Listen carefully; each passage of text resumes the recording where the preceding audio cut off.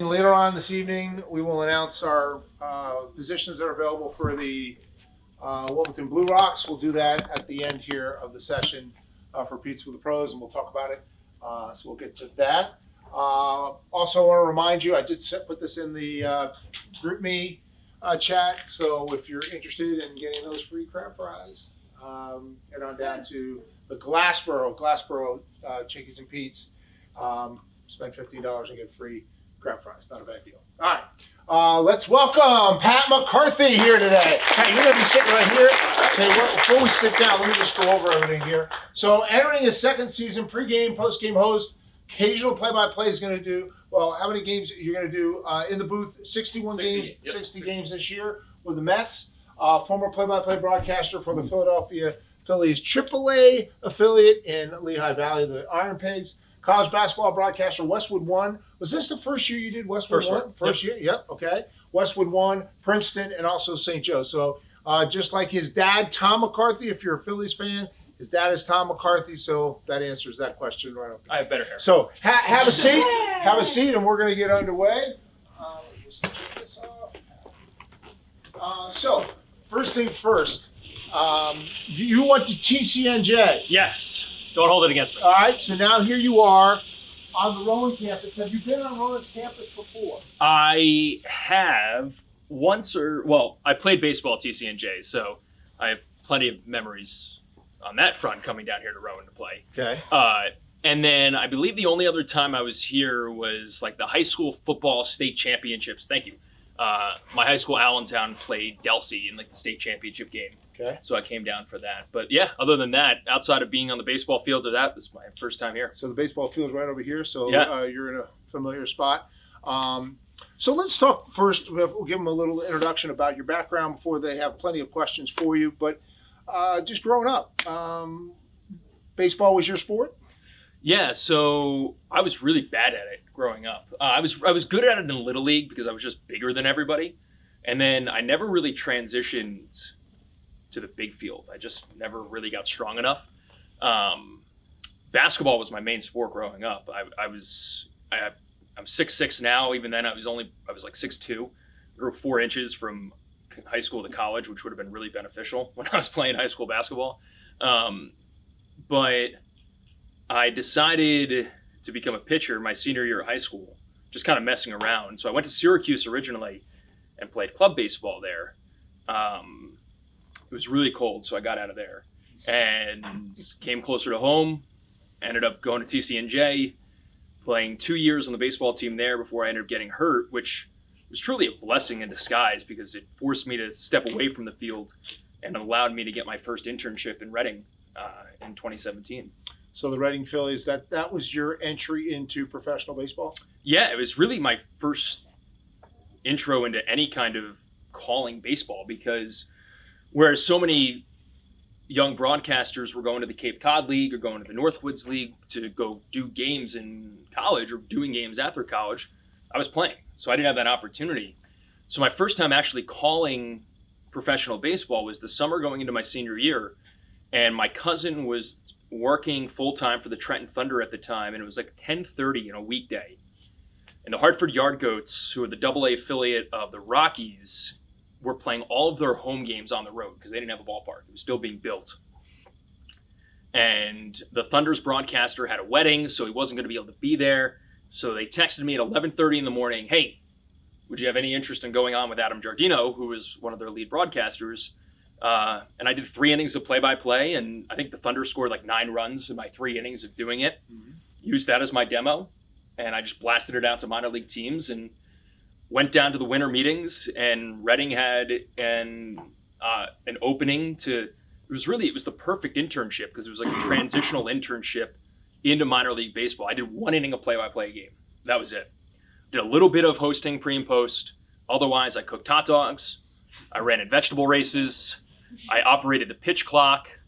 And that was like my introduction into minor league baseball, and eventually led that to my internship at the Iron Pigs, which then turned into being their lead voice for 4 years.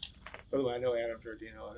Adam and I work at broadcasting camps in the summer. He's the best. Yeah, he's a good guy. Big guy. Yep, big guy. He did a lot of minor league baseball. Finally gave it up. Yeah. But did a lot of it. All right. So they've got lots of questions for Yeah. you. We'll Sean, you gonna go first? Yeah.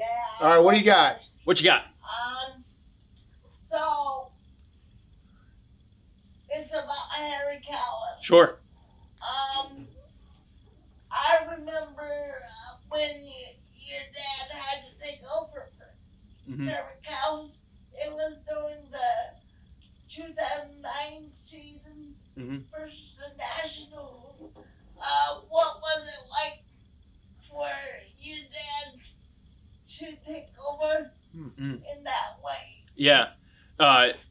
It's interesting. The two of us spoke. We did a very similar thing at TC&J a couple days ago, and he was asked the same question of what was that moment like for him. I remember the day vividly, and it was 2009 in October, so I was a freshman in high school, or September, and I remember the day. Growing up, we didn't get Phillies games in Allentown. We lived in a New York market, Allentown, New Jersey, not PA. That confuses a lot of people. So we had to go to a neighbor's house to watch the game because the neighborhood next to us, for some reason, did get Phillies games. So I remember going to their house, walking home from school, and watching that broadcast. It was really the first time that I'd gotten to see him on TV. And I remember the day vividly, and he remembers the day like it's yesterday because Harry had just called a game-winning home run in Colorado the day before. Matt Stairs hit a go-ahead home run, and he hadn't been feeling great, and apparently Ryan Howard wasn't feeling great either. So my dad and Harry were down in the dugout, and in his signature Harry Callis way, he said, "T-Mac, if something happens with Ryan, let me know." He goes upstairs to do his lineup card.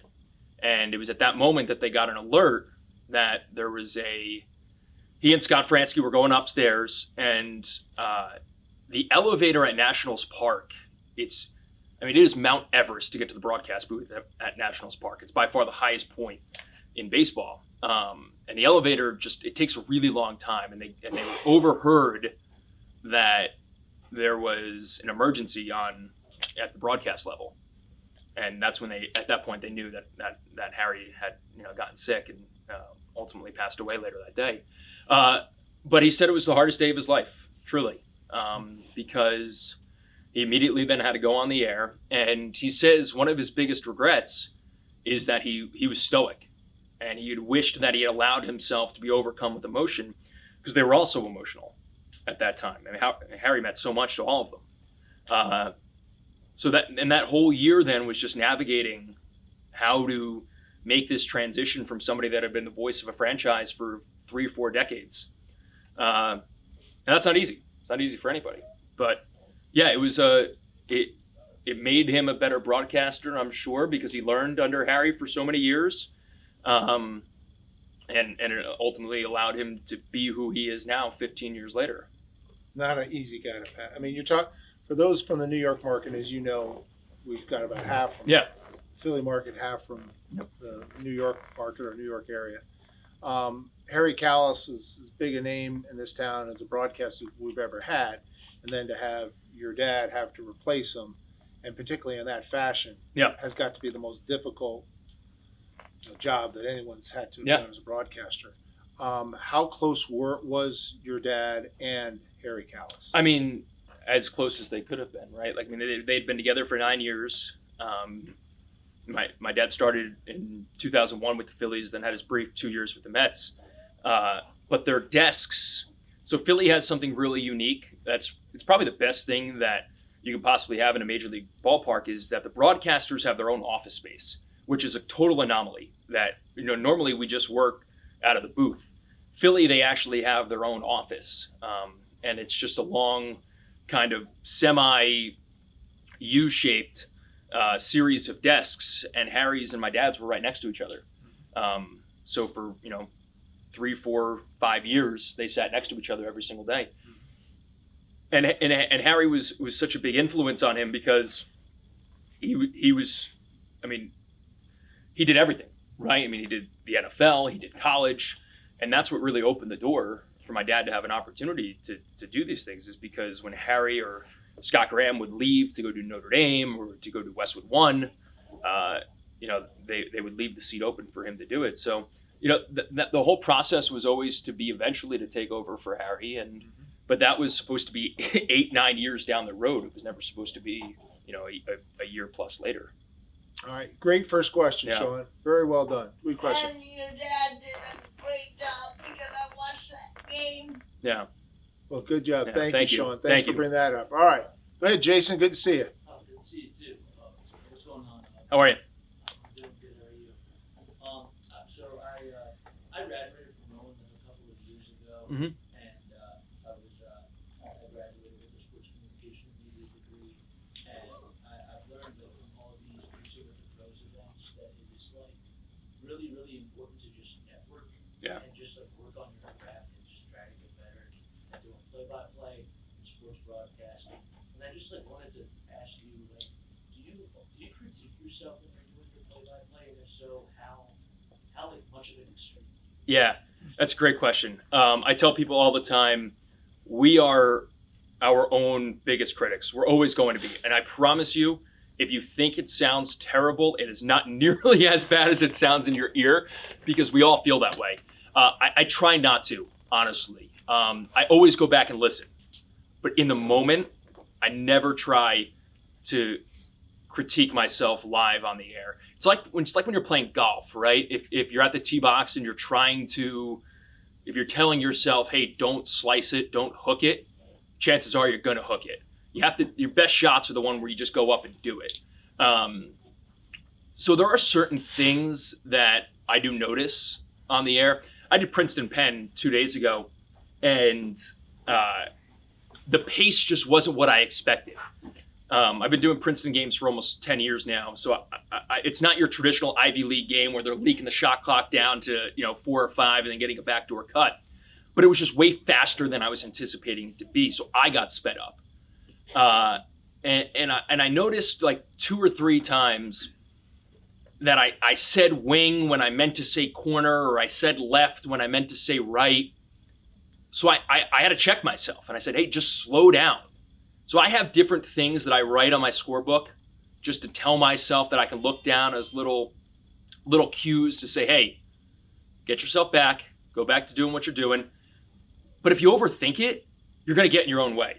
So, that's a long way of saying, yes, I critique myself all the time, but I really try and stay away from it live on the air. All right, right here. What was your favorite moment as a broadcaster?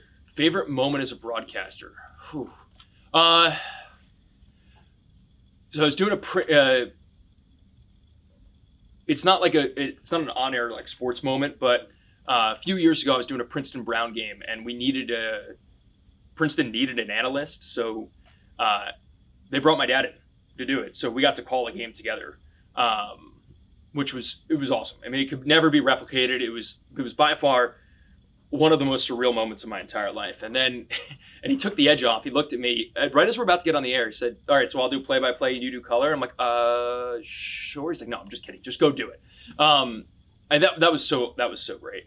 In terms of my actual like favorite moment in terms of broadcasting, my first Phils game was a pretty wild experience.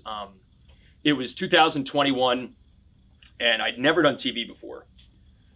Never done a big league game before. It's just post-pandemic, so we're doing the games remotely. Team's in San Diego, so it's 10 o'clock at night. Ruben Amaro and I are in the Wells Fargo Center in a mini TV studio, not much bigger than this. I've got 3 monitors going. Odubel Herrera hits a leadoff home run on like the second pitch. I'm like, all right, here we go. And then Aaron Nola decides that it's the perfect time to take a perfect game into the 7th inning.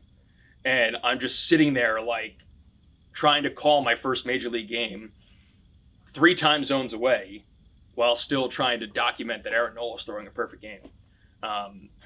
Ultimately, Manny Machado gets a base hit in like the 8th inning.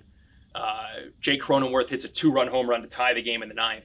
And then the Padres win on a walk-off wild pitch. So really anticlimactic game at the end when it was all said and done. But that was by far, in terms of actually broadcasting, the coolest one. Wouldn't recommend being your first game off a monitor. No. No. So how do you pick up? I mean, it's really hard because when you're in the booth, you see the ball. Yeah. You get it before most of the camera does. Yeah. That it's a line drive to left. Yeah. Right. So I'm watching this game and calling this game on the same feed on NBC Philly that y'all watching at home. Now it's a little bit different. I had a scoreboard camera over here. I had an all 9 shot over here. I had live effects going into my ear. And honestly, for me, it was easy because my last 3 years with the 2 years with the Iron Pigs, I didn't travel. So I was doing minor league games from my apartment off my iPad. And let me tell you, the feed I would get from Rochester, New York, or from Syracuse or Worcester was not the same feed I was getting from San Diego. So I have videos because I got so infuriated with not being on the road that I would record when things went wrong on my phone. I would run an ambient crowd bed that I had just like on my phone, and I would run it into the mixer. And whoever recorded this crowd bed didn't turn the return off. So every 20 seconds, or like every 20 minutes, I should say, it was a 27-minute loop, I would hear the board op whisper legal into the play-by-play broadcaster's ear. So eventually, like in the first week I'm doing this, I go to my board op and I'm like, hey, are you telling me that we need a legal ID? Like, what is going on right now? He's like, no, I don't know what you're talking about. So then I went back and listened to it. And every 20 minutes, there was the board op whispering legal into the ambient crowd bed. If I wanted to cut highlights, I would go back in and do an ambient crack of the bat just to match it up. But there would be times when my internet in my apartment would cut out, so I'd get the spinning ball of death in the middle of a pitch that I would start calling it off of MILB Game Day and just make it up. And unfortunately, nobody at the radio station noticed, so I guess that's a good thing, but I'm like, what am I supposed to be doing with this right here? Fortunately, there were some teams that like had hooked it up that I'd get like a Zoom feed, or Rochester was the best. They'd strip their MILB broadcast to the play-by-play, so I'd get live ambient and stuff like that. Wow. But other than that, most teams didn't want to put the effort in because they didn't want it to become the norm. So then when I go and do the MLB game for the first time, I'm like, this is great. This is a luxury. But it was much better a year later when I did it in person. Gotcha. Right here. How did you guys join the Mets as a radio broadcaster? Yeah. So going into 2021,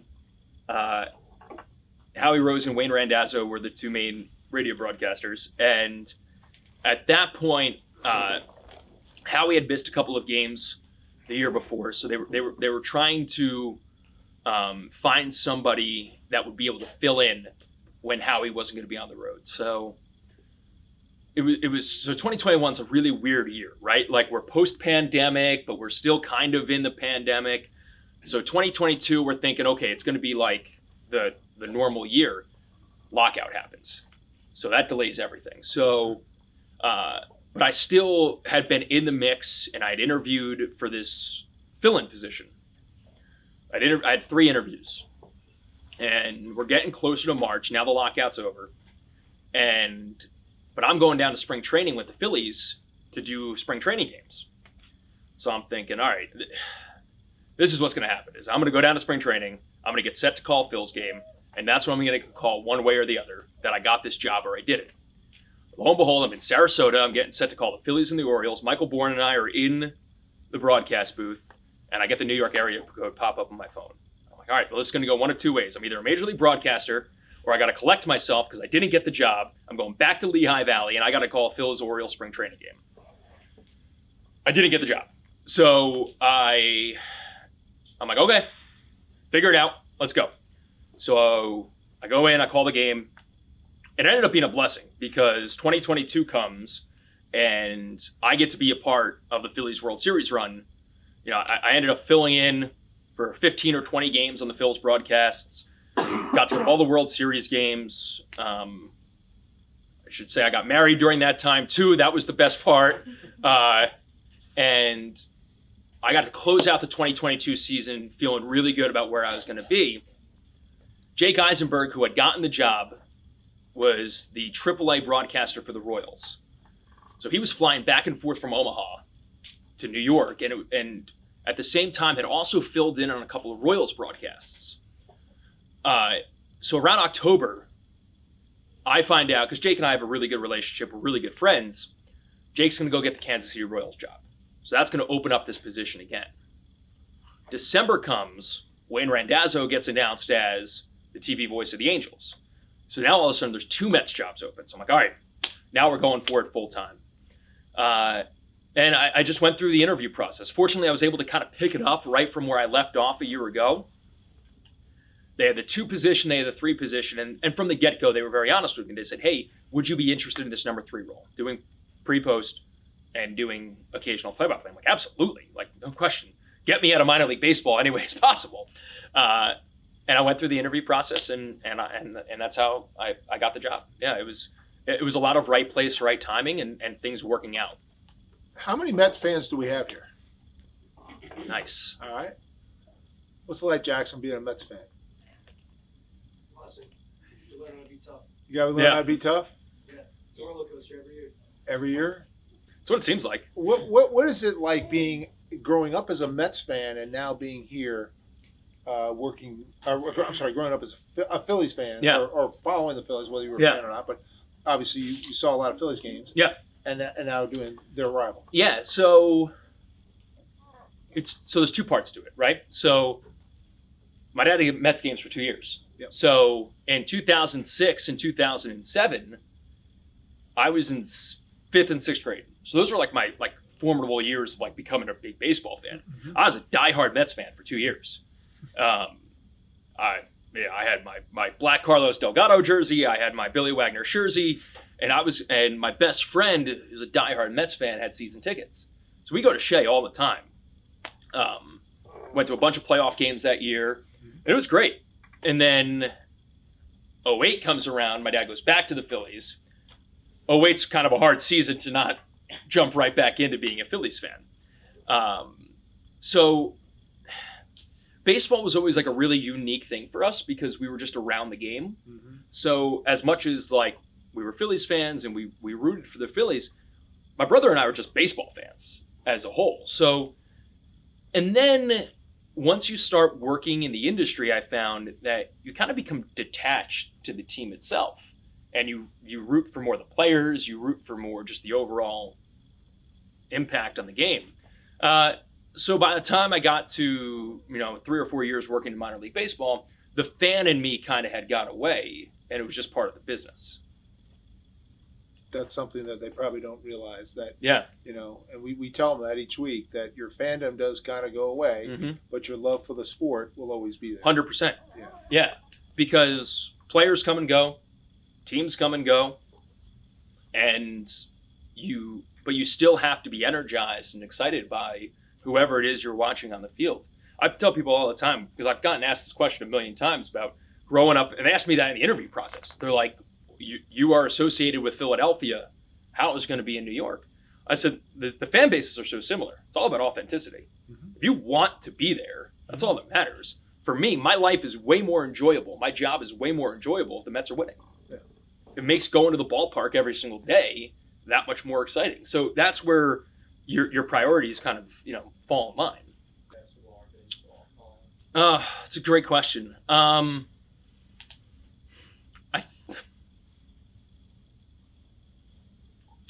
I think baseball, just because calling baseball is so unique. And for so much of my time in minor league baseball, I was flying solo. I really never had an analyst, and I definitely never had an analyst that was a former player. A lot of times I was working with another play-by-play guy. Basketball, it's so fast that you just gotta go for it. And I'm a really high energy person to begin with, so the basketball flow really worked with me. So I was kind of able to just pick it up and go. Baseball, it was more difficult to slow myself down. And I think that took a lot more time to get used to. But they're such different sports, right? And so crossover season's really interesting. Like if I go from calling a spring training game and then I come home to do a conference tournament basketball game, you really got to flip a switch really fast. Because there's plenty of times where I've gotten back to do a basketball game and I'm like, oh, now I'm too slow. Like I got to pick it up. And then the same thing for baseball. You're way too fast. You got to slow it down. So it's unique. They're both different, but I think baseball was probably the hardest one to pick up. And I think about your dad going from doing Phillies baseball on television, then he could do a college basketball game on radio, Yeah. or an NFL game on television, then an NFL game on radio the following week. Then it's Yeah. like, and there's a massive difference Huge. between radio and television. Massive. I mean, there's times when I'm doing St. Joe's games that they don't do it as much now, but they used to do it quite a bit where they'd have a doubleheader. Mhm. They'd have a women's game earlier and then the men's game after. So I would do a women's game on ESPN Plus with an analyst. So, it's more controlled. You're working one another. You're letting the screen tell the story. To then I'm flipping the switch to do a men's game solo on the radio. Totally different. So I mean, that was a really hard transition for me. Is when I first started doing TV.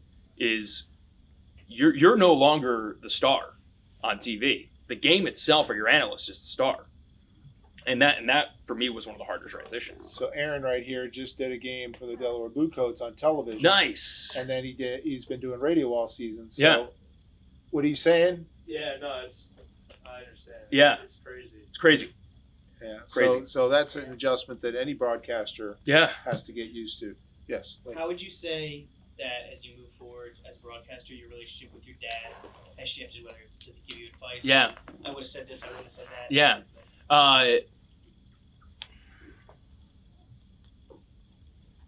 It's different than it was in terms of that. When I sit on my own biggest critic, my wife is number 2, my dad is number 3. But he really tries to take a step back and not. He listens all the time, especially because the Phillies played at 6:40 and the Mets played at 7:10. So a lot of times it would work out that when he was driving home, my postgame show would just be starting or would be in the middle of it. So he would be able to just flip it on. Because with 880, it's a massive signal. So he'd be able to be driving home from Philadelphia and get it clear as day. So he would listen then and he would text me and be like, hey, such and such hit a home run for the Padres to go up, whatever. So if I'm doing a scoreboard update or something like that. So we talk a lot about it, but we don't talk as much about the nuts and bolts of it anymore. We did a lot when I was in college and when I was in the minors, really just picking his brain, trying to figure it out. Did that really impact your decision In terms of going into this field? Yeah, so I had no desire to be a broadcaster. Growing up, you only know one thing, right? You only know what your life is. So as a young kid, I don't think I truly grasped how cool this whole thing was. I just knew that when I have a Little League game, my dad's not there. When my birthday comes around, my dad's not there. But in August, I get to go to a Phillies game whenever I want. Or July, I get to go to a Mets game whenever I want. But that was just what I knew. So as a young kid, you really kind of see the negative side of things, but you don't always see the positive sides of things because it's just what you know. So for a really long time, I was going to be a teacher. I love history. So I was going to be a history teacher. I was going to be a lawyer. I was going to run for Congress. I was going to join the Navy. I was going to do a lot of things, not broadcasting. And then my sophomore year, so I went to anybody here from Allentown, by the way? Allentown, New Jersey. Yeah, or Mercer County, Monmouth County? Where are you from? Hopewell. Nice. Go Bulldogs. Hey, Yeah. hey, Hopewell? All right, cool. Shout out to the CBC. So we had a high school TV station that called A-Town Live. We did a live morning TV show that broadcast to the entire school. We had a TV production course. We had a really nice high school TV studio. And I was taking TV production as a sophomore. And we were doing like mock broadcasting class, and I was the technical director. I wasn't even on screen. And my teacher was like, hey, you got an act for this. Like, you know what you're doing. Like, come be our director for A-Town Live. I'm like, okay, great. So we had these 2 seniors that were doing a sports show. And they didn't show up the day after the Super Bowl, which times out really well right now. So he's like, all right, Pat, go. You're doing sports. I'm like, okay, great. Probably only one thing I should have talked about, right? Super Bowl? I forgot. I just signed out without even mentioning the Super Bowl. And I was hooked at that point. I fell in love with it, the high, the energy, the rush.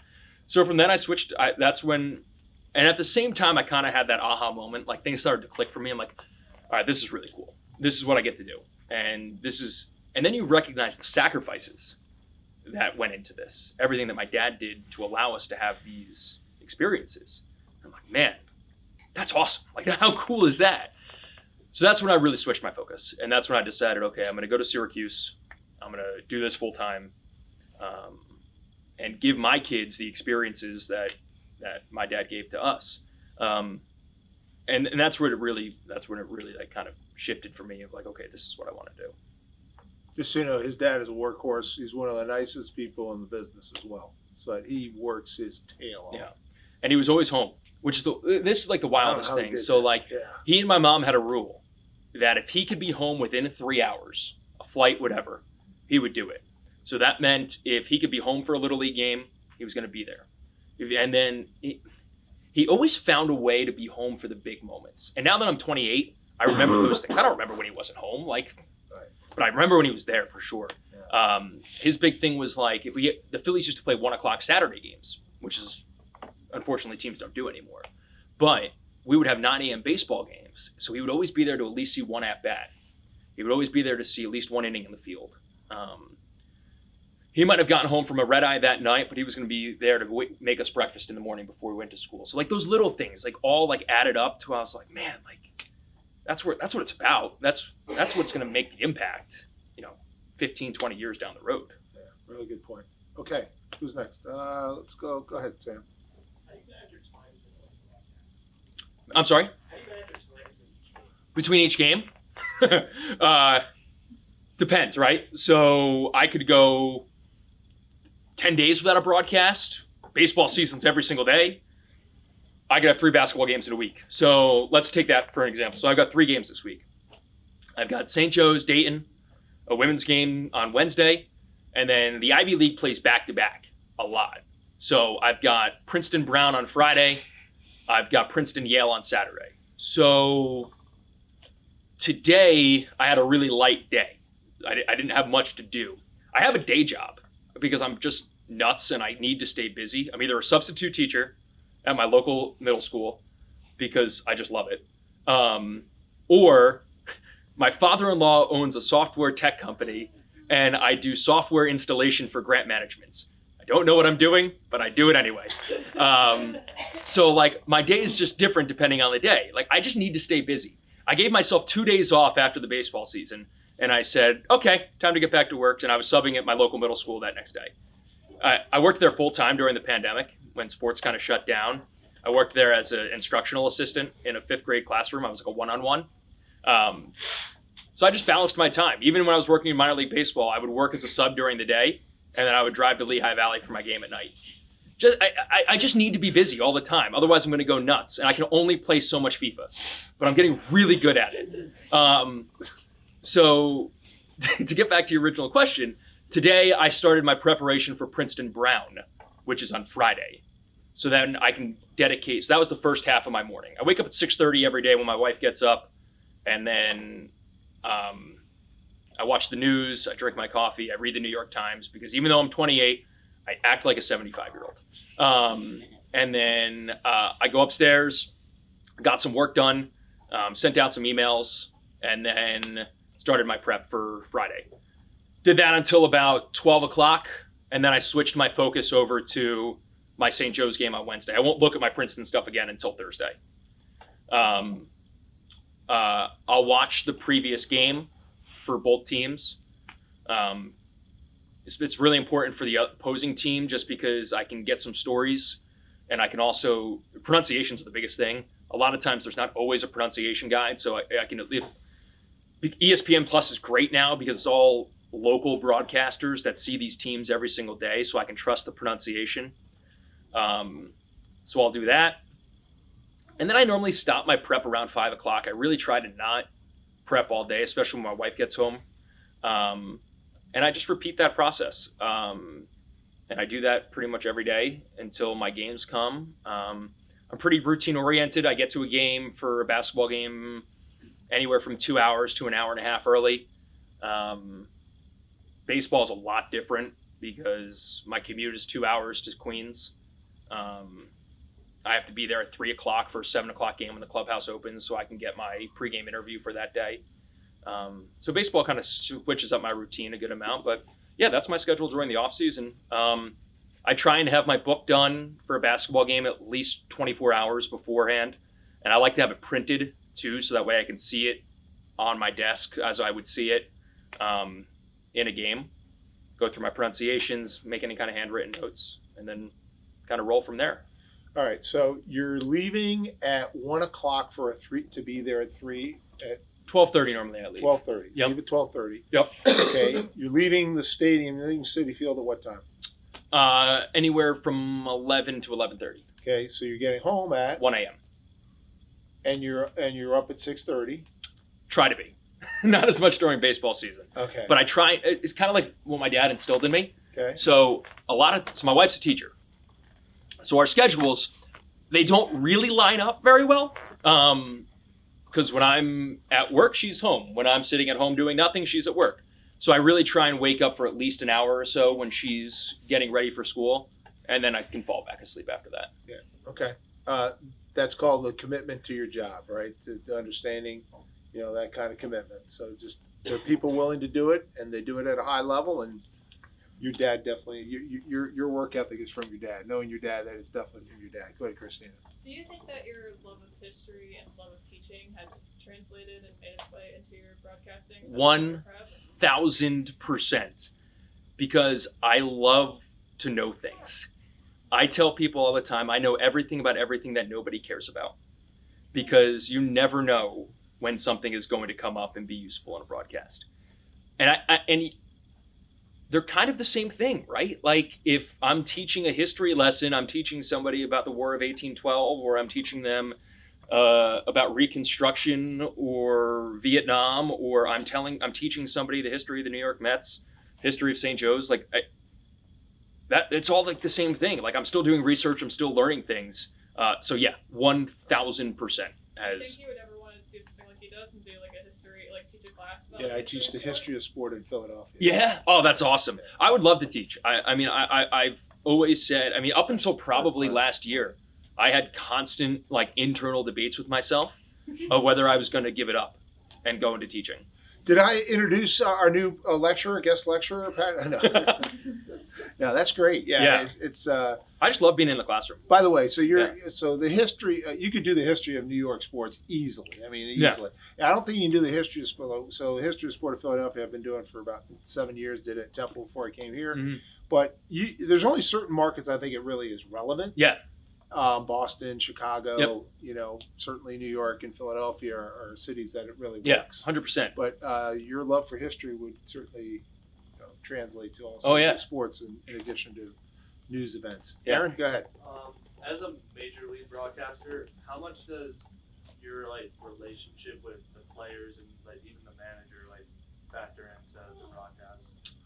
It helps because we're able to share things that maybe we wouldn't be able to share normally. Now, there's a fine line between sharing what is on the record, off the record, told in confidence, because trust is the number one thing in that relationship. They need to feel like they can trust you to tell you something and you not just blurt it out there for the entire world to hear. But at the same time, they give you so much that maybe you're not going to say like X, Y, and Z told me that this is how they were going to approach things. But maybe then that they know that they don't have this reliever available today. They're not always going to come out to you and say hey, I don't have Bob Smith available. But they might hint that, hey, Bob's thrown 2 days in a row, so maybe we're not going to have him. So if somebody's wondering oh, why isn't he pitching, we can then say well, he's thrown 2 days in a row at the same time. So we're not necessarily just out there saying we were told he's unavailable, but we can at least relay that information. So, and it's the same thing with players. If we find out what they did on an off day or something like that, that could be a great story. If some guy went to we were in Kansas City and some guy went to the largest World War I museum in the country, we can tell that story. You know, those are all like just really cool things little tidbits that we can get. When you were in the minors, was there any of that or not? Oh, way more. Really? Yeah. Oh, yeah. Way more. The relationship building in the minors is where it's all about.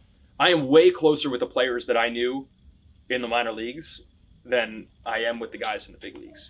It's a different dynamic completely. You're on the bus with them. You're staying in the same hotels. And the biggest thing is that your relationship is different because your role is different. In the minors, not only are you the broadcaster, you're the PR person. I was the traveling secretary. So I handled all the rooming. I handled making sure all their meal money and stuff I was the coordinator with the hotels. If their wife was coming in, I needed to make sure that they got they had a single room for that. Because like in the minors, they're all bunking. Like, we're not staying at 5-star hotels. We're staying, at nice hotels, but like they share rooms, all these kind of things. If a veteran guy's coming in, we got to make sure that we hook them up to make sure that they're comfortable. So the dynamic is just totally different in the minors than it is in the big leagues. Completely different. All right. Who's going next? Go ahead, Noah. Who's your favorite Phillies minor leaguer you've ever worked with? Favorite player that I worked with? I have a couple. I mean, they're all great, but Zach Eflin was amazing. Zach was in a really interesting situation too when I had him in 2018, because he had no business being in AAA in 2018, but they optioned him down. Ben Lively made the roster over him. And Zach was a complete pro. Came down, got about his work. Hector Neris was there that year. Same thing. Hector's amazing. Guys that I still have good relationships right now. Cole Irvin and I were together for 4 years, so we had a great relationship. Austin Listy, who never reached the big leagues, but he was another one that I probably text 1 or 2 times a week. A lot of guys. Austin Davis was another one that I had in Reading, and I had Lehigh Valley. That was the coolest thing, was like a lot of guys I moved up with. So I got to know as like in AA, AAA, and then eventually in the big leagues. We were in, right before I got the Mets job, I'd started interviewing for it, and I was at the Winter Caravan for Lehigh Valley last winter, and Dalton Guthrie was there too, and we were just talking, and Dalton looked at me and he goes, "Hey man, it was really cool that you got to call my first major league hit. Like, we were in Lehigh Valley together a week earlier, and then we both went up at the same time." So like, some guys just get it. Some guys just recognize it. And that was, and those are the guys that are like, you still have like a lasting relationship with. Okay. In the back. Do you have any challenges kind of like getting out of your father's shadow, being Pat McCarthy and not Tom McCarthy? Yeah. So that's why I kept my hair. That was the biggest thing. Every day, right? Like, but I'm okay with that because I am who I am because of the groundwork that my dad laid. Every day I'm just trying to live up to that and live up to the standard that he set. I'm my own person.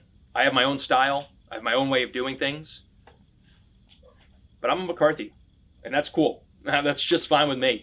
But yeah, like I try and be my own person every single day. I try to go about my business the way I would, not the way that anybody else would. But I've never shied away from who I am. I'm proud of it. So it's all about what you do, right? What impact you make on people, what relationships you build. If I could be my dad's son and I could be a complete jerk, and nobody's going to care that I'm my dad's son. They're just going to think that I'm a jerk. Or I could be my dad's son and I could be the person that I think I am and I try to be, and that's what's going to make the impact. So that's what I try and do every single day. Very good. Good, Thomas.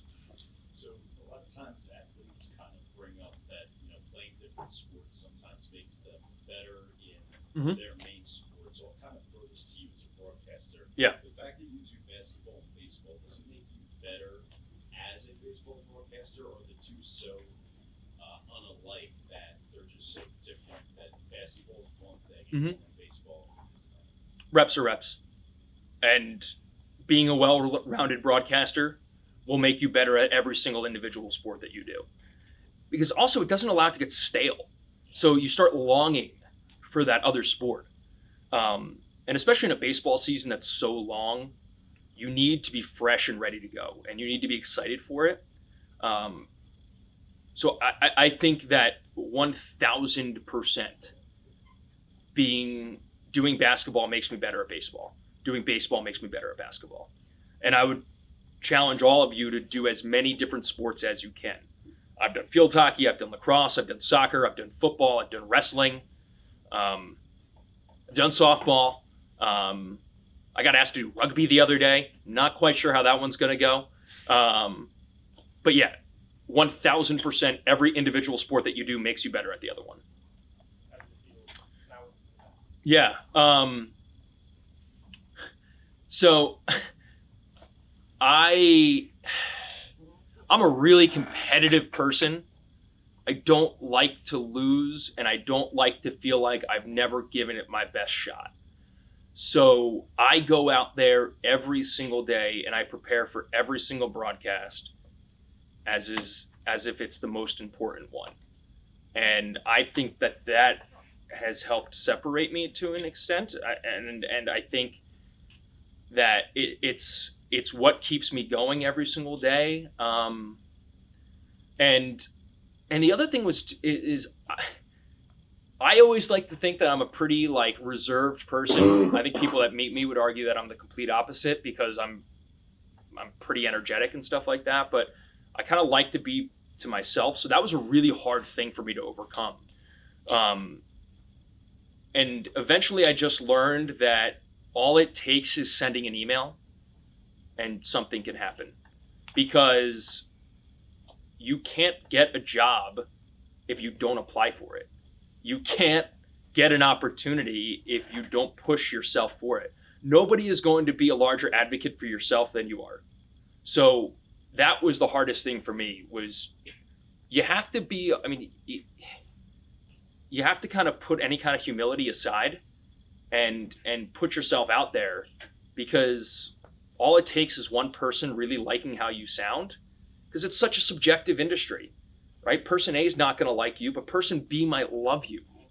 So you have to put aside any kind of doubt that you have in your own head and just put yourself out there. And that was the biggest thing was like, it didn't matter who I sent an email to. You sent the email to get the job. I applied for the New York Knicks job in 2017. I hadn't even been out of college for 3 weeks, but I wasn't not going to get the Knicks job if I didn't apply for it. Worst comes to worst is they don't respond, so you just do it. Did they respond? No. Of course not. But I can say I applied for it. I did what I could. The jobs that you did in minor league baseball Mhm. that you rattled off, put the broadcaster aside. Yeah. Did you like any of those jobs? Loved it. It was great. That summer that I had in Reading was the best summer of my life. Anybody here from Reading or like that area? Has anybody been to a Reading Fight and Phil's game? Couple here. It is a circus, and it's amazing. I loved every single second of it, and it prepared me to work in minor league baseball and prepared me for the world around it too. And the other thing is you gain a greater appreciation for everybody that works around you. You see how hard the promotions team works. You see how hard the concessions people work. Because when you had a camp day at 10 o'clock in the morning, you knew that you were there at one point rolling 3,000 hot dogs. So that way you were prepared when those students got there and stuff like that. So it gives you a greater appreciation for the industry as a whole. Do they still have the pool in right field? Sure do. Yeah. Although they just did a renovation, so I don't know if they still have it or not. Yeah. They had a pool in right field. I hung around the pool one time. It was pretty nice. All right. In the back. Talk about your preparation Mhm. process a little bit earlier. What has been the hardest sport to prepare for? Mhm. And to narrow down what's been the hardest game? It's a great question. I think football is the hardest sport to prepare for just because there's so many names. Football, it is a week-long preparation. A lot of my boards nowadays are automated.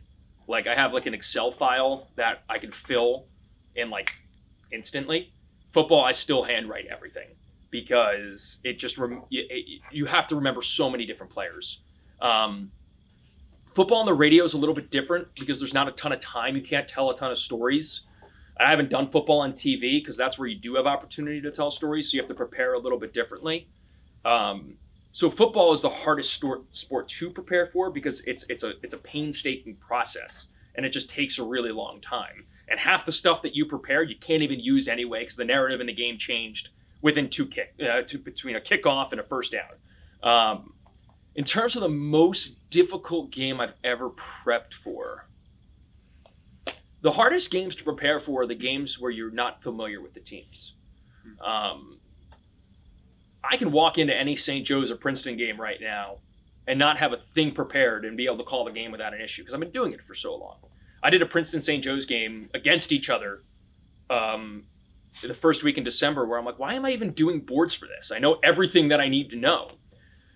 Now, when you do a national game, you have to go into that prepared as if you've seen these teams the entire season. And you have to sell to the audience that you are familiar with these teams. So that's a little bit of a longer process, and you kind of have to be a salesman a little bit, but at the same time being authentic.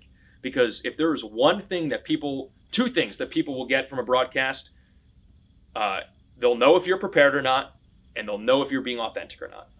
And those are the hardest things to prepare for. Very good. Ready? So when you're covering a minor league baseball team Mhm. over the course of the season, and you focus in on certain players, and Yeah. you build narratives around those players, and then they get caught up in the back of an eye, Yeah. how does that change your process when you're going into a game? That's a good question. Double A, it wasn't as much of an issue because guys kind of stay there longer. Triple A, I mean, up and down. I mean, rosters were changing all the time. So I did benefit that in AAA, a lot of times guys have big league experience. So as soon as they get big league experience, there's a lot more information available about them. So you just kind of wing it, right? And you fake it until you make it. And you go into it and you prepare to the best of your ability.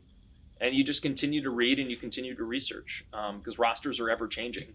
That's what's nice about college and stuff like that. The transfer portal, it's a little bit different now, but for the most part, especially in the Ivy League, you have the same guys for all 4 years, so it makes it a lot easier. Minor league baseball, guys are going up and down, so you just prepare accordingly. There's no real secret to it. It's just continuing to do research and making sure that you have the most authentic information. Talk to other broadcasters. That's big because a lot of times they've had them sometimes, so. That's the main thing. It's just you just got to put the effort in. If you put the effort in, you can do it. Were you prepared, if necessary, to stay in the minor leagues for an extended period of time to get to the big leagues? For example, John Sadak, who's a Rowan grad, Yep. is with the Cincinnati Reds. Yep. Now starting his third season. He spent more than a dozen years in Yeah. minor league baseball. Were you prepared to do that go that path? I don't know. It's not easy. It's a really hard thing to do. There was a time when working in minor league baseball, you could make a pretty decent living. You could make 60, 70 grand working in a front office and doing pretty well. That's just not the case anymore. So you have to be willing to work at a golf course, open it up at 5:30 in the morning, prepare for a game while you're sitting at the front desk, and then go to do a minor league baseball game later that day and have that process repeat. And it's exhausting. And it's a lot. It's a lot on you. It's a lot on your family. So I don't know. And I give folks like John so much credit because they did stick it out and they were able to get to the pinnacle of success. I did it for 6 years. And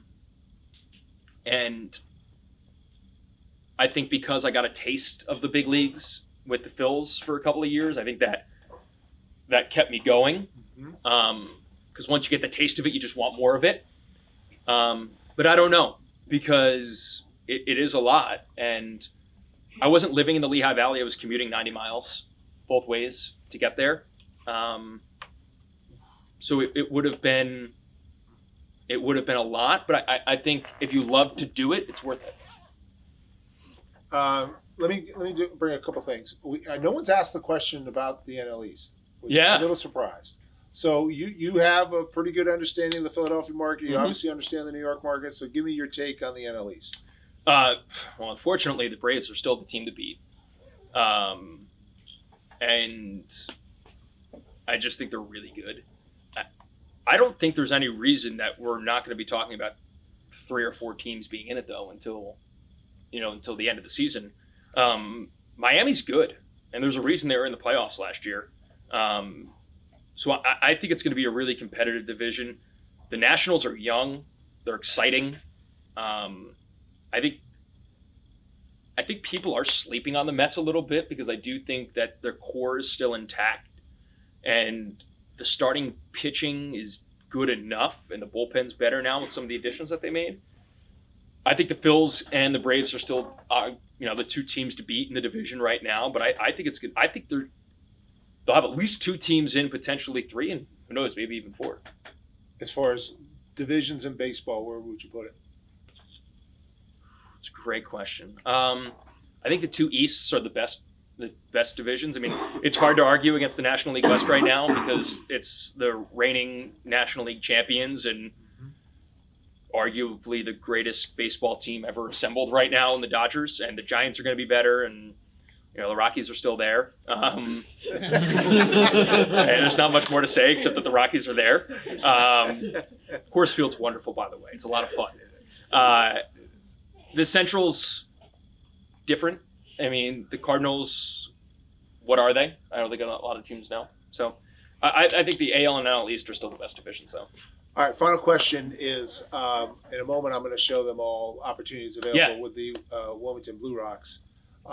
What advice would you give to these students about minor league baseball and from your experiences and what they're going to be able to experience? And this is our 4th year of the partnership, so we have a number of students in this room that have had multiple years being with the Blue Rocks. So what would you say about those opportunities? Number 1, make mistakes. It's the best time to do it. So get them out of the way because you'll be better for it. Use the time to get better.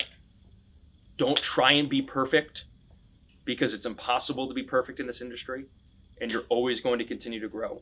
So use the time to make the mistakes so that way you're better off for them. You're not going to make them at now and not in 3 or 4 years. Build relationships. So much of this industry is networking, and so much of it is who you meet and who you contact. One of the reasons why I got the internship in Reading in 2017 is because I quite literally cold emailed everybody in the industry just hoping that something would click. And everybody knew everybody. So build relationships within Wilmington because eventually that's going to lead to getting jobs in other places. Learn from it, have fun with it, and make the most of the opportunity. Prepare for every single broadcast as if it's the last one that you're going to do, and make it the best. And remember, if you're not having fun, the listener's not having fun. So have fun with every single broadcast, take it in stride, and make the most of the opportunity. Round of applause for Pat McCarthy. Thanks, guys.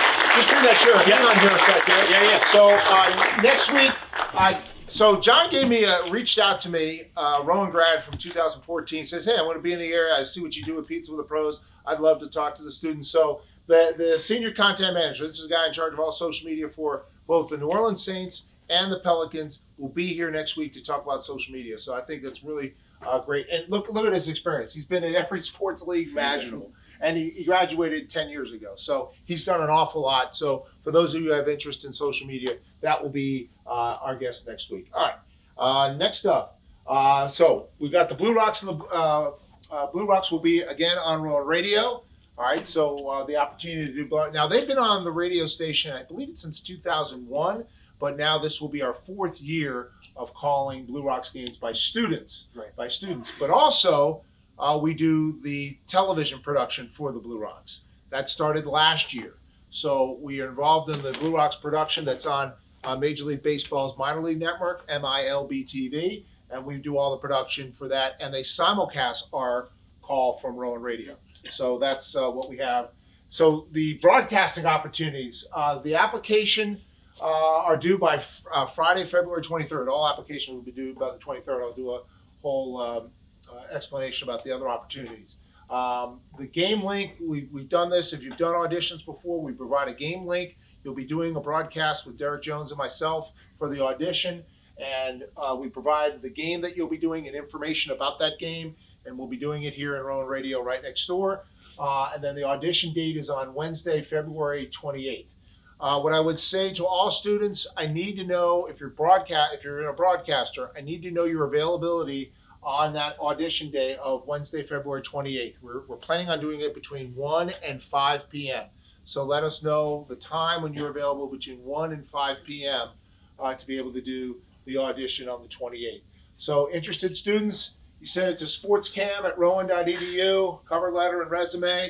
And let me tell you, we do it this way, the cover letter and the resume, because when you apply for a job out in the real world, you have to have a cover letter and a resume. So we're trying to get you prepared for jobs beyond what we're providing here at Rowan, which this is an incredible opportunity. Just we went through the same process with the Delaware Bluecoats. So broadcasting opportunities, and I'll come back and answer any questions that you might have. But also we have all these game day opportunities. All interns, I got to stress this. The Blue Rocks asked me to stress this. All interns need to be available throughout the summer. It doesn't mean I'm going away for a weekend or I have a week in July that I'm going away. You'll see that the team usually is on home about 10 days. Then they're 10 days off. Yeah, then they're off 6 to 10 days. Yep. And then they're off for 6 to 10 days. So what I would say is look at the schedule. Recommend to your parents, hey, I'm going for this internship. I really need to be available.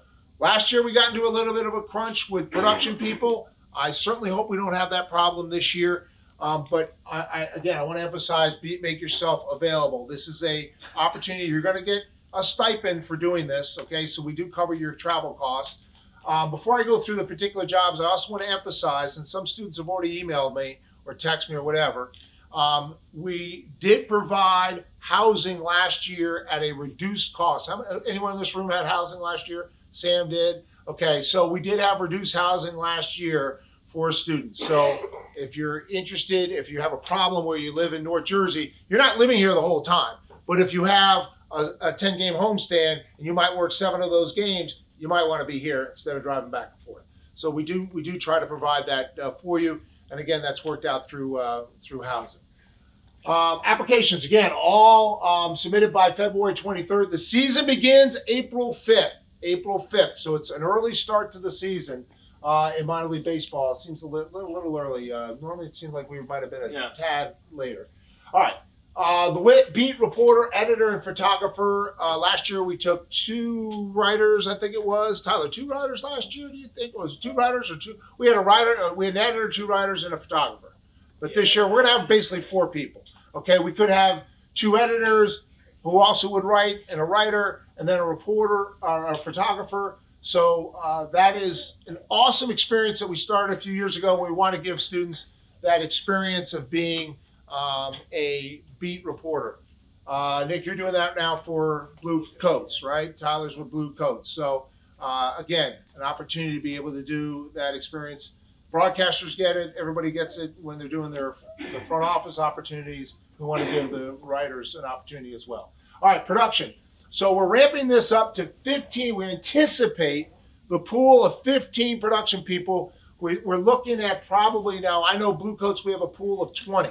And we use about 14 for the Blue Coats. That will be, the staff will be about half. So we want, but the summer is the summer. And last year we lost some people some weeks, and that we had to really scramble. So we're going to have it at around 15 is what we're anticipating in the pool. But again, I'll go back to that emphasis of really making sure you're available. Doesn't mean you can't miss a game here or there. That's why we have the pool. We have some flexibility. But I am asking that you make yourself available. And this is, look, I don't want to have you, the Blue Rocks coming to me and say, hey, Neil, Joe's not showing up. Man, what are we going to do? Joe, you're out. You're going to be out. I'm just telling you. Okay, we just can't, and we're going to bring somebody else in. Okay, that happened last year. We brought a couple people in. They did a phenomenal job, and we'll do that again if we have to. All right? So production includes camera, replay, switcher, music operator. If you love music, they're trying to do, the walk-up song, right? Yep. They need someone that understands music, has a sense for music. We're looking for a few people in that role, but they want you to have some fun with it, but also understand current music. You know, sometimes some people they put on there, they were playing music that they just didn't think was right for the environment, for the baseball environment. So again, if you like music, that's another area where, and you can put in your cover letter, hey, I'm interested in production, would love to be in camera, but the production people, we're going to put them all in. But if you really do have interest in music, please emphasize that, because that is a major role that they're looking to find somebody. Actually, we're ideally find 3 people that we can kind of rotate during the course of the season. All right? Pitch clock operator. Tess, you did that last year. Anyone else here do it? Just you, Tess? Anyone else do it here? Julian, you did it last year? Okay. Pitch clock operator, I mean, it's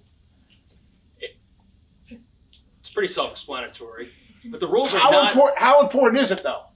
So, funny story. So, my first year working in minor league baseball was the first year that the pitch clock became a thing, and that was one of my everyday responsibilities. Was I was operating the pitch clock.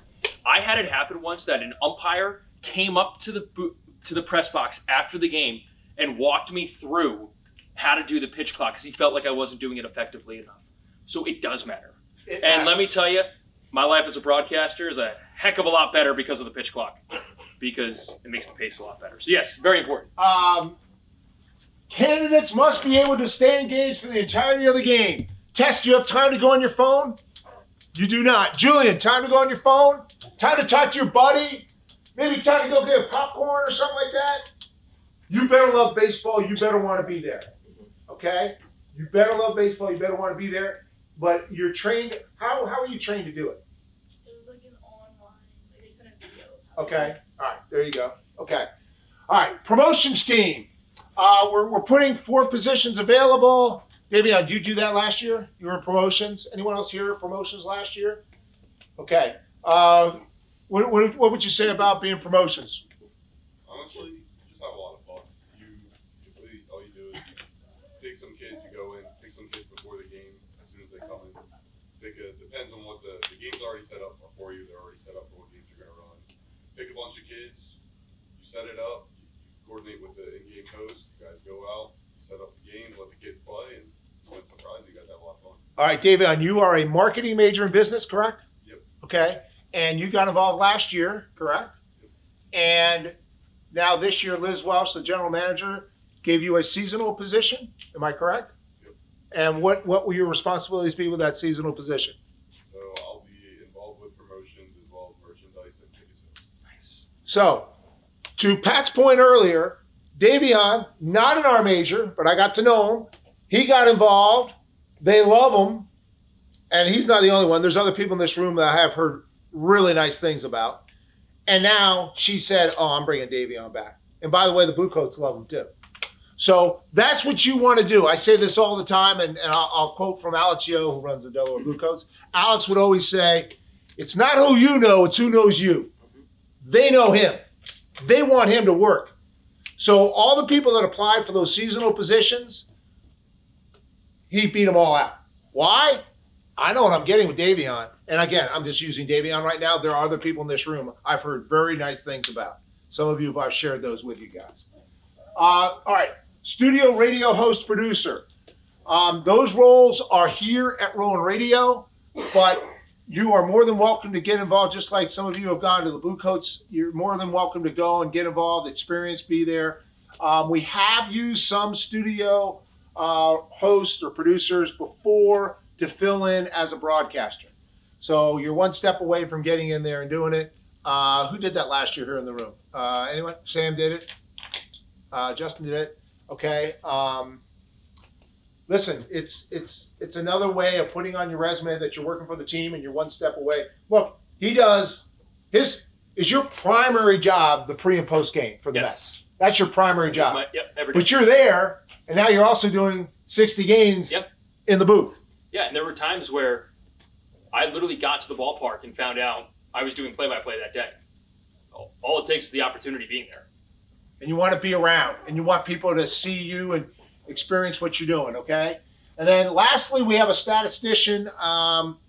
Jackson Schaefer. Jackson's not here. No, Jackson's not here. But we have a student, and I've had multiple students who are dual majors in math or statistics and sports cam that would like to be maybe going into the analytics space. Okay, this is a role for you. We're not positive how we're going to do that, but this role is kind of morphed into something beyond just like a stat dude. So I'm just going to say that is something that if you like stats and numbers, that is a position in there you can go in. All told, we're looking at somewhere north of 35 students. Last year it got to 40. Blue Coats, we got to 40. We'll see if that number, how it goes. This is kind of our game plan, and we'll modify it depending on how many applications for certain positions, things along those lines. Resumes to sportscam@rowan.edu, cover letter and resume sent to that email address. Any questions about positions, Connor? How many broadcasters are there? We took 4 last year. Aaron, 4? It was 4, right? Danny, you, Jack. Jack, where's Jack? Jack's still here now. And Kara. 4. Likely 4. We're trying. We're trying to reduce it a little bit, trying to bring a little more consistency to the broadcast. Same thing we did with, but this year with Blue Coats, we went to 5. We were planning on going 4, so we'll see. We'll see. But that was our game plan going in. Other questions? Nick? Who's paying production this year? It's still Blue Rock. Production will be Blue Rocks. Well, you don't like me paying you? We split it up. So the way we work this, the team pays some, Yeah. and we pay some. They pay better. I'll just say that. They do pay better. It's amazing. I'll just say that, Julie. If we already told people. Yes, thank you for bringing that up. Yes, so there's 5 or 6 of you that are returning from last year in production, and Mark Lavis, who handles that for the Blue Rocks, have already notified you. You guys have already told them. Just do me a favor, please tell everyone if you can. I know you're on it, but just please submit it so we can add you into our account. Okay, but I have seen the numbers and the names who are that. Yep. Other questions? Right here, Joe. So we're probably 1 photographer, 1 or 2 editors. If we have 2 editors, then we'll have 1 reporter. If we have 2 reporters, we'll have 1 editor. But we're looking at 4. Their budget will be for 4. Yep. You apply for like 2 separate positions? Great question. Thank you. Yes, you can apply for every position. You can apply for every position on here if you want. Should that be 2 separate emails or? Like, You can do it all in one. Okay. Yep, all in one. Thank So you. just Good question. Body of the email, like right. Yeah, everybody who puts it in your email, just say, hey, I'm really interested in being a member of the production team, and also apply for the promotions opportunity, something like that. Sean, what do you got? With the statistician, how would that work? I honestly don't know the details. I know we're changing that role to have stats that will be also available for broadcasters and for the team. So I don't know how that role is all working. Did Jackson do it last year, Sam? No, I think he just did pitch clock. Okay, I think you're right. So is that right? Did he just did pitch clock with you last year? Okay, so we're adding this role kind of an official capacity, and we're also we're trying to help the team. We're adding it to team responsibilities. So beyond just doing stats. So Okay. I know I really didn't answer your question because I don't know the complete details of it yet. Okay. But if you like stats and you like math, I would encourage you to apply. What other questions?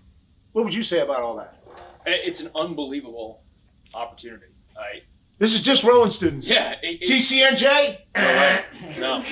All right. Syracuse? No, it's Any other school you go to? All right. it's awesome.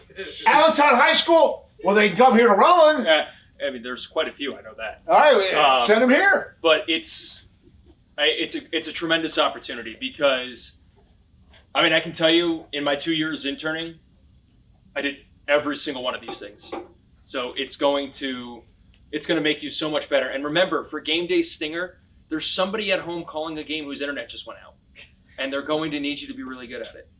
But no, it's great. Studio host, it's going to make you so much better because I kind of went into this role not having hosted that much, and it's a completely different dynamic than doing play-by-play. Yeah. You're talking to yourself. You have to be conversational. So it's a great opportunity to do it. So the way we do, they have two people in the studio Yeah. here. One kind of handles the breaks, and the Yeah. other one kind of handles the. Well, they also have to cut Yeah. tape, right? Cut. You Right. got to cut. Well, whatever it is, Yeah. not tape, but you got to cut to be able to send it out. So And the technical side of things is going to help you so much more too. I mean, at certain points, you get to a point where you have an engineer with you, and that's fantastic. But in the early years, you're going to be doing a lot of stuff yourself. And even at St. Joe's, like when we do a broadcast right now, we're our own engineer. We're running our own commercials. We're getting ourselves on the air, so we have to be able to troubleshoot and stuff like that. So all of these opportunities are just going to make you better. again, I'll go back again for the broadcasters. Just again, I emphasize 1 to 5 on the 28th. Your availability, please put it in your cover letter, okay? And I have a different graphic that I did put that out there when I put it in. By the way, I'll put all these in Group Me. If you're down the Pizza with the Pros Group Me, we have close to what was it, like 600, so like 700. I don't know. It's Oh a my lot gosh, in our Group Me it's chat. amazing. That's what we internally communicate because we don't want TCNJ to know about it. Yeah, Right? Just I to get that. emphasize, yeah. They Did you play, get- the last game of the year, they played Rome basketball. Oh, we do. We play TCNJ against Rome basketball. Little There you go. Lions How about props that? action. Any other questions? Anybody? All right. Please apply, and then don't forget next week we've got a great guest. So make sure you're here to see John Lavignato. All right. See you guys.